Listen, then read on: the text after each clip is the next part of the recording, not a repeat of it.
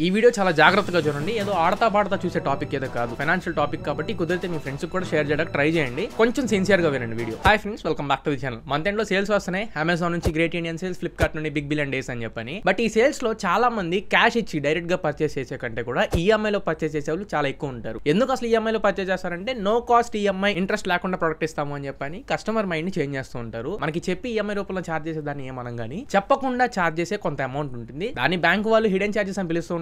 మనకి తెలియకుండా మనకి చెప్పిన దానికంటే ఎక్స్ట్రా ఛార్జ్ చేస్తుంది కాబట్టి స్కామ్ అని పిలుస్తాం. అండ్ కొంతమంది వెరీ లిమిటెడ్ పీపుల్ బ్యాంకింగ్ లో ఉండే లూప్ హోల్స్ తెలిసిన వాళ్ళు, ఆర్ఎల్స్ ఈ ఆర్బీఐ గైడ్ లైన్స్ లోంచి లూప్ హోల్స్ తెలిసిన వాళ్ళు ఈ నో కాస్ట్ ఈఎంఐని ఒక వరం లాగా తీసుకొని చాలా అమౌంట్ సేవ్ చేసుకుని ఉంచుకుంటారు. ఎగ్జాంపుల్, ఒక ప్రోడక్ట్ 40,000 రూపాయలు వస్తుంది అనుకోండి, నో కాస్ట్ ఈఎంఐని యూస్ చేసుకొని వాడు 36,000 రూపాయలకు 37,000 రూపాయలకి కొనుక్కుంటాడు. లేదు, ₹1,00,000 ల్యాప్టాప్ మీరు టార్గెట్ కింద పెట్టుకున్నారు, అది యాక్చువల్లీ ₹1,00,000 అయితే ఇతను కొనుక్కునేటప్పుడు 92,000, 91,000, ఆల్మోస్ట్ 90,000 అరౌండ్ లో కొనుక్కుంటాడు. Just because of this no cost EMI loophole. And ఇంకొంతమంది 40,000 రూపాయల ప్రోడక్ట్ కి 43,000 రూపాయలు, 42,000 రూపాయలు కడతా ఉంటారు. కొంతమంది 40కి 40 మాత్రమే కడతారు. అసలు ఇలా ఎలా జరుగుతుంది, నో కాస్ట్ ఈఎంఐ లో ఉంచే ఈ ప్రాబ్లమ్స్ ఏంటి అనే దాని గురించి ఈ వీడియోలో నేను క్లుప్తంగా మాట్లాడతా. వీడియోని ఎండ్ వరకు చూడండి, ఎక్కడ స్కిప్ చేయొద్దు. ఇంకా టాపిక్ లోకి వెళ్తే మీకు 4-5 రకాల డిఫరెంట్ ఈఎంఐ షెడ్యూల్స్ అయితే చూపిస్తాను. మీరు ఎక్స్ట్రా ఛార్జ్ చేయబడతారా లేదా అని చెప్పిన ఒక అవగాహన అయితే మీకు ఖచ్చితంగా వచ్చింది. ప్రైవేట్ బ్యాంక్స్ ఉంటాయి, హెచ్డిఎఫ్సి కానీ, యాక్సిస్ కానీ, కోటక్ కానీ, ఇలాంటి ప్రైవేట్ బ్యాంక్స్ లో నో కాస్ట్ ఈఎంఐ తీసుకోవడానికి ట్రై చేయండి. ఎస్బీఐ లో కానీ, ఐసిఐసిఐ వీటిలో మాత్రం నో కాస్ట్ ఈఎంఐ మోస్ట్లీ నాకైతే ఎక్స్ట్రా ఛార్జ్ చేసిన ఎక్స్పీరియన్సెస్ ఉన్నాయి. అందుకని నేను సజెస్ట్ చేయను. అప్పుడప్పుడు ఎస్బీఐ అయినా మనకి ట్రాన్స్పరెంట్ గా ఉంటుంది, కానీ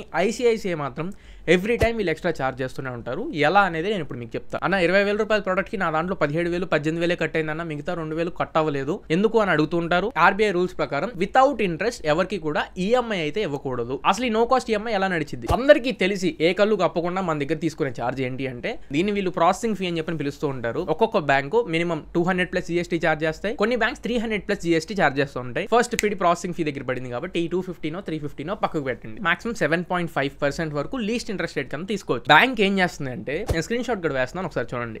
అందులో ప్రిన్సిపల్ అమౌంట్ 38,254. దాని మీద నో కాస్ట్ ఈఎంఐ అంటే బ్యాంక్ మినిమం ఛార్జ్ చేయాల్సిన 7.5% ఏదైతే ఉంటుందో అది 1,514 రూపాయలు వచ్చింది. ఫస్ట్ డే డిస్కౌంట్ కింద మీ క్రెడిట్ కార్డు నుంచి 38,200 ఏదైతే ఉందో అది కట్ చేయకుండా దాంట్లో 1,500 తీసేసి 36,000 చిల్లర ఏదైతే ఉంటుందో అది వరకు మాత్రమే కట్ చేస్తుంది. కానీ ఈఎంఐని డివైడ్ చేసేటప్పుడు, ఎగ్జాంపుల్ మనం 6 months కి ఈఎంఐ డివైడ్ చేస్తాం అనుకోండి, మనకి కార్డులో కట్ అయిన 36,740 రూపాయలని డివైడ్ చేయరు. యాక్చువల్ అమౌంట్ ఉంది కదా 38,254, దీన్ని 6 భాగాలుగా 6 months ఈఎంఐ పెట్టుకుంటే 6 భాగాలుగా కట్ చేస్తారు. 6 నెలలకు కన్వర్ట్ చేసినప్పుడు ఈఎంఐ ఎంత వచ్చింది, నెలకి 6,375. ఇందులో ఇందాక మనకి 1,600 డిస్కౌంట్ ఇచ్చాడు కదా, అది యాడ్ చేస్తాడు. ఆ 1,600ని 6 months కి డివైడ్ చేసి ప్రతి నెల ఈఎంఐ మీద యాడ్ చేస్తాడు. ఇక్కడికంతా బాగానే ఉంది. నా దగ్గర ₹1 ఎక్స్ట్రా తీసుకోకుండా ముందే డిస్కౌంట్ ఇచ్చేసి ఆ డిస్కౌంట్ ని వీడి ఈఎంఐలో యాడ్ చేసుకుంటాడు. నాకేం రూపాయి పోయిందేం లేదు. కానీ నా అనుభవంలో ఐసిఐసిఐ, ఎస్బీఐ ఎలా చేసినాయి అంటే, ప్రతి బ్యాంకు కూడా ఈఎంఐ ఇష్యూ చేసేటప్పుడు ప్రిన్సిపల్ అమౌంట్, ఇంట్రెస్ట్ అమౌంట్ రెండు సపరేట్ గా ఉంటాయి. ప్రిన్సిపల్ మీద ట్యాక్స్ ఏమి వేయరు, కానీ ఇంట్రెస్ట్ మీద 18% ట్యాక్స్ వేస్తారు. ఇదే పెద్ద స్కామ్. ఇప్పుడు ఇందాక నేను చెప్పిన ఈ 6375 లో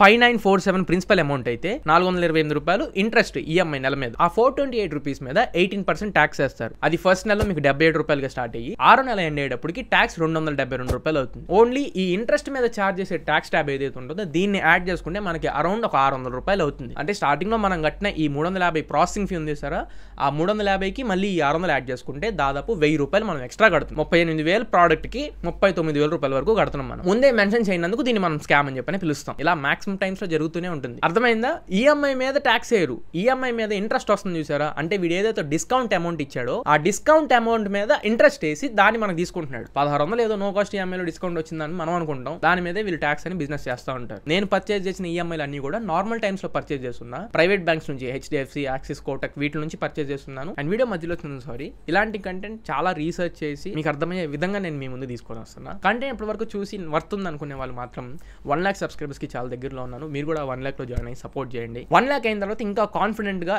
ఎంతో మంచి కంటెంట్ మీ ముందు తీసుకొస్తూనే ఉంటా. నేను ఫోన్స్ కూడా కొన్ని రివ్యూస్ చేస్తున్నాను, అవి కూడా ఒకసారి మన ఛానల్ ఉంటే చెక్ చేయండి. అన్ని నచ్చి వర్త్ అనుకుంటేనే సబ్స్క్రైబ్ చేసి సపోర్ట్ చేయండి. నేను ఫస్ట్ బ్యాంకుకి ఫోన్ చేసి ఈఎంఐ ఇంట్రెస్ట్ మీద ట్యాక్స్ ఏమైనా ఉండిద్దా అని చెప్పని కనుక్కుంటా. అండ్ సమ్ టైమ్స్ వీళ్ళ వెబ్సైట్ లోనే చూపించేసిద్ది ఈ ఈఎంఐ అమౌంట్ ఏదైతే ఉందో దీని మీద ట్యాక్స్ అనేది ఎక్స్క్లూడ్ అయ్యి ఉంది, ట్యాక్స్ ఇంక్లూడ్ చేయలేదు, అది సపరేట్ గా మీరు పే చేసుకోవాలని ఒక్కొక్కసారి మెన్షన్ చేసేస్తారు. అప్పుడు డైరెక్ట్ గా మీరు అసలు నో కాస్ట్ ఈఎంఐని రిజెక్ట్ చేసేసేయచ్చు. అలా చేయని పక్షాన మీరు బ్యాంకుకి కాల్ చేసి నా ఇంట్రెస్ట్ మీద నేను ట్యాక్స్ పే చేయాలా సపరేట్గా అని అడగండి.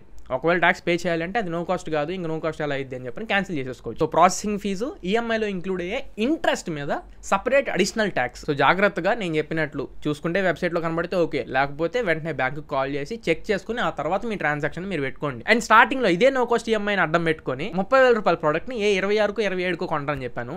అది ఎలా అంటే మళ్ళీ దానికి ఎగ్జాంపుల్ ఈ 38,000 రూపాయలే తీసుకుందాం. ఆ ఇంట్రెస్ట్ని బ్యాంకే ముందుగా మనకి డిస్కౌంట్ ఇచ్చేస్తున్నట్టు 1600 1700 కట్ చేసేసి 36,000 రూపాయలే మన దగ్గర ఛార్జ్ చేశారు కదా. ఏదైతే ఆర్డర్ పెట్టామో ఆ ప్రోడక్ట్ మనకి డెలివరీ అయిన వెంటనే బ్యాంక్ స్టేట్మెంట్ అవ్వక ముందే మీరు ట్రాన్సాక్షన్ చేసిన దగ్గర నుంచి మీ బ్యాంకింగ్ స్టేట్మెంట్ డేట్ ఉండిద్ది.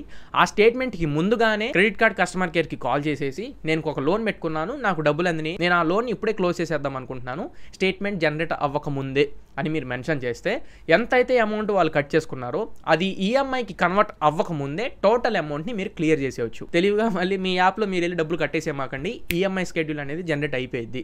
మీరు అలా చేయకుండా ఖచ్చితంగా కస్టమర్ కేర్కి కాల్ చేసి మాత్రమే ఆ లోన్ని ఫర్దర్గా ఈఎంఐకి కన్వర్ట్ చేయొద్దు, నేను ఇప్పుడే క్లియర్ చేద్దాం అనుకుంటున్నాను అని చెప్తే స్టార్టింగ్లో వాడిచ్చిన డిస్కౌంట్ ఏదైతే ఆ 1600-1700 ఉందో అది మినహాయించి 38,000 రూపాయల ప్రోడక్ట్లో మీకు కట్టిన 36,000 రూపాయలు మాత్రమే మీరు కట్టుకొని ఎక్స్ట్రా అమౌంట్ బెనిఫిట్గా మీరు పొందొచ్చు. నో కాస్ట్ ఈఎంఐలో మీరు ఒకవేళ ఉపయోగించుకోవాలనుకుంటే ఉండే లూప్ హోల్ ఇది. But majority of the members ఇలా మిగిల్చుకోకుండా ఇందాక నేను చెప్పినట్లు ఎక్స్ట్రా డబ్బులే పోగొట్టుకుంటూ ఉంటారు. కొంచెం జాగ్రత్తగా వ్యవహరించండి ఈ నో కాస్ట్ ఈఎంఐస్ లో. సో ఇది ఫ్రెండ్స్ ఓవరాల్ గా ఇవాళ మీ వీడియో. ఈ వీడియో మీకు నచ్చింది అనుకుంటున్నాను, ఖచ్చితంగా ఉపయోగపడింది అనుకుంటున్నాను. నచ్చితే లైక్ చేయండి, మీ ఫ్రెండ్స్ అందరికీ షేర్ చేయండి. మళ్ళీ ఇంకొక మంచి వీడియోతో మంచి క్వాలిటీ కంటెంట్తో మీ ముందు తిరిగి వస్తా. Until then this is your Tarun signing off now friends.